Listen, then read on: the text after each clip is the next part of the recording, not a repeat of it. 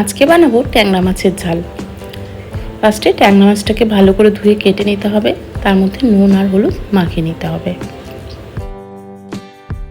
এবার একটা কড়াই ভালো করে গরম করে তার মধ্যে দিয়ে দিতে হবে খানিকটা সর্ষের তেল।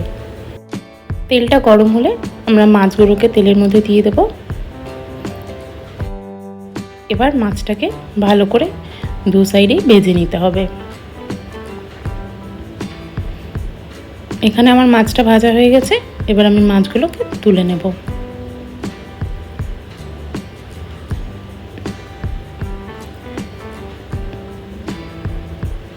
এবার সেই কড়াইয়ের মধ্যেই আমাদের দিয়ে দিতে হবে খানিকটা পেঁয়াজ কুচি।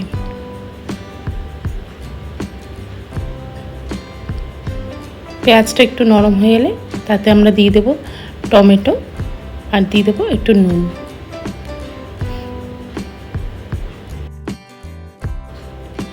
টমেটোটা একটু সফট হয়ে গেলে তার মধ্যে আমরা দিয়ে দেব কাঁচা লঙ্কা, হলুদ গুঁড়ো আর দিয়ে দেবো লঙ্কার গুঁড়ো।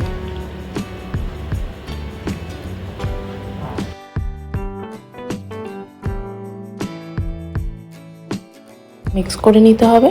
এবার দিয়ে দেবো আমরা খানিকটা গরম জল।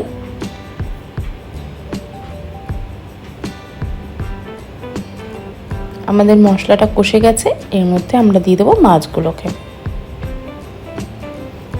এবার আমরা ঢাকা দিয়ে 5 মিনিটের মতো রান্না করব লো ফ্লেমে। হয়ে গেছে আমাদের ট্যাংরা মাছের ঝাল রেডি।